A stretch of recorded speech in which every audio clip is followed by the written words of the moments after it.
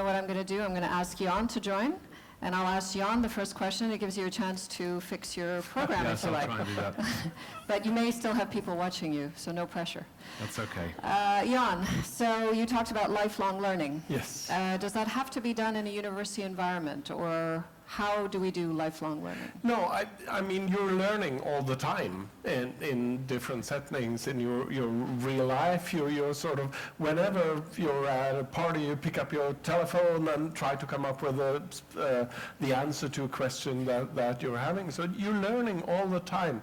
The university can help you with the process of learning, but they don't necessarily need to be those that stand on all that knowledge to push it out, but rather helping in the process of sort of valuing the knowledge you gain from other places and so forth. So private industry, private sector, I know that we have a collaboration with the Royal Institute, but what is the role of private sector in terms of how we can help ensure this lifelong learning, and how do we continue the collaboration between academia and private sector? Well, the private sector and also the public sector actually is very important in this sense, because we have a lot of exchange in between. It's the private sector mainly that takes over the students once we're done with them, and then they're not ready to go out and do their job, so there's needs for continued education to be able to grasp the roles that you can do in the company and so forth. Okay. And so continuing the collaboration there is of utmost importance, I think. Very good. So, I think are you ready? I'll concentrate on your questions rather than All right. debugging this. Yes, I didn't mean to put you under extra pressure. It's good to put me under pressure. We will be able to take a few questions from the audience, so if you want to prepare, and in the meantime, I do have a question for you, and it's a personal question. Sure. I have two daughters. Well, the first one, which is actually looking at colleges right now, and for some strange reason, she has a deathly fear of math, and she's actually trying to avoid any type of field which has calculus as an example. How do I motivate her to go into math? Well, I think the first question is what she really wants to do, and to what extent how math impinges on that. What I would start with is what interests her, and how does math relate to that? Most parts of life in the modern world relate to math. I mean, even if you're interested in art, there are things you do with math and art in the modern world. Right. And so my idea is you start from the problem that might interest the kid. Our Estonian, actually, rather than this, let me show you the sort of where we started in Estonia. This is some of the Estonian modules. And we have questions in here like, am I normal? That was the first module that they have to attempt as teenagers. There are other questions here like, are girls better at math? So, get them to look at the statistics of their own people, their own statistics, and figure out whether girls or boys are better, and how you define that, and what that means, and so forth. So I would pick on problems that interest the children, and figure out, if that can engage them. And then the great thing about maths is, you can talk about it in English or Swedish, but if you use maths, you can get much further with the problem. Right. So then you're kind of gaining, maths is an enabler. What we do at the moment is we take the abstract math and we scare people off using it by starting with the abstraction. What we should be doing is starting with a problem that they actually are interested in, and use the abstract maths to help to solve the problem. For example, your example of all of the Facebook and everything else. Correct. Exactly, in the context of what they deal with on a day-to-day basis. I think there was a question here. Yeah, thank you. Thank you. It's Patrick from Heavy Reading again. I have a question for Jan. There is quite a bit of quite credible research that shows that intensive interaction between human beings and computers actually affects the brain and causes the synapses in the brain to reorientate themselves in a way that is unpredictable and difficult to understand. One of the consequences of that is that human beings therefore have less ability to concentrate. And there's some decent research showing that, and that's particularly pronounced in the case of children whose brains are softer.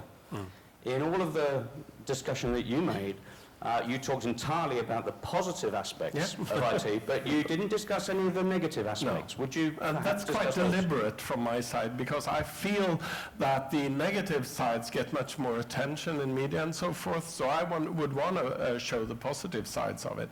Clearly we see when using like tablets or iPads in schools, it improves school children's ability to write.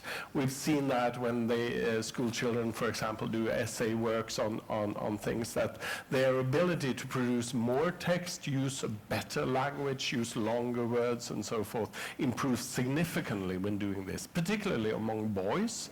So there's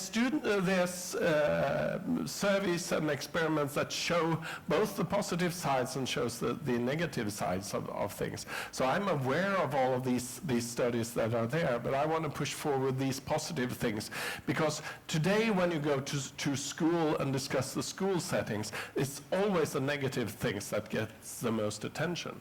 And particularly, I mean, the word user, for example, in the English language, as far as I've learned, and also in Swedish, is used for two things. It's used for drugs and computers.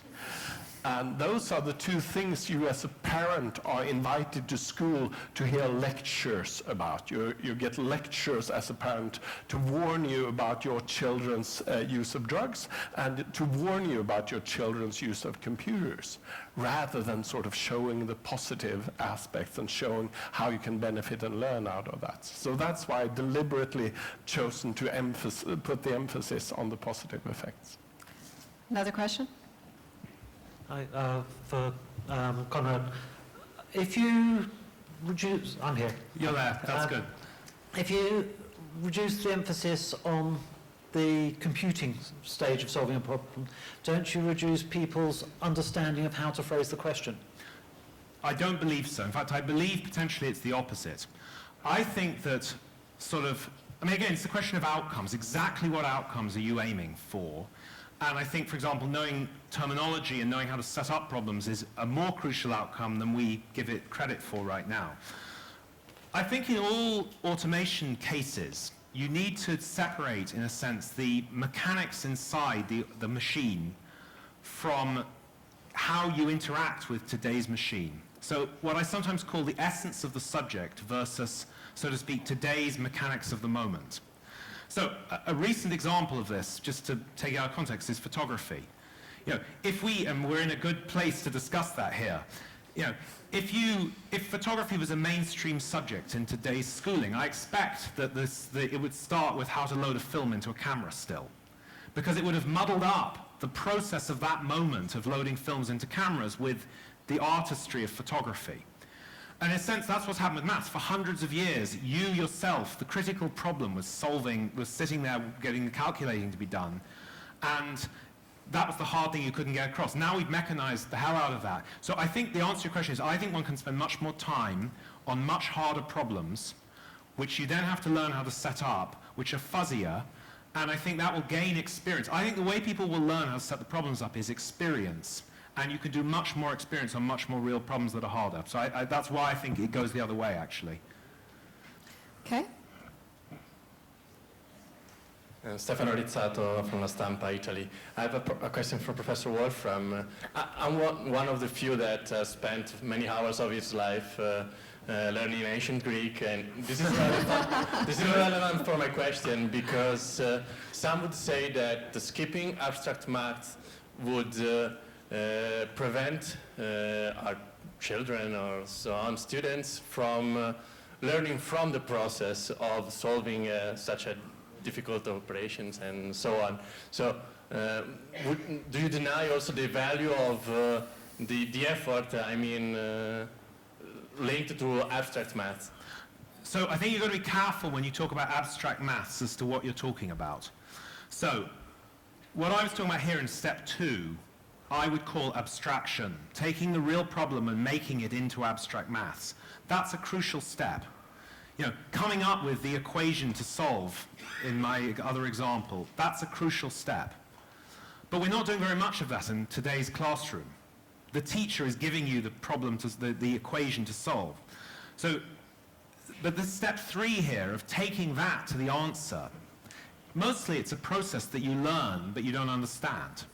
So actually, when I was, I learned how to do x plus 2 equals 4.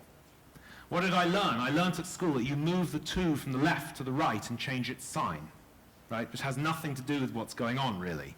It was just a process I learned. So I don't think the intellectual part is in step 3, though many governments think it is. So I actually think you're building more, so to speak, abstract thinking by really thinking about steps 1 and 2 and making it happen. And the reverse, you get this answer. We have minus 2.2 hours to survive in this room. There's a problem. Something got screwed up somewhere, right? So that's a thing you need to build into everybody's consciousness. So again, I think it's, the key question to ask is, in the outside world, did maths that's applied get simpler and less abstract and less conceptual in the last few decades than it had been before? The answer is absolutely the reverse of that, which is why we're in this whole problem of needing people more educated. So the same applies, in my view, in education. Could I add to Yes. that? The first time I gave a lecture at my university at KTH, I asked my students, what is an engineer? And in the end, there were one guy in the end who raised his hand and said, an engineer, that's a person who's very skilled at solving predefined problems with a formal method without reflecting too much over why. Yes, that's amazing. And I totally agree with your analysis on this. What I would like to add to it is also that I think the 3 steps that you would want to put more emphasis on requires a lot of multidisciplinary skills. I So it agree. requires all of the skills that, for example, maybe also ancient Greek in a sense, to bring into these kind of things. So you're actually not only arguing for changing maths, but actually bringing all of the entire agree. curriculum into Right. that. All right. Thank you very much to Jan and to Conrad. Thanks.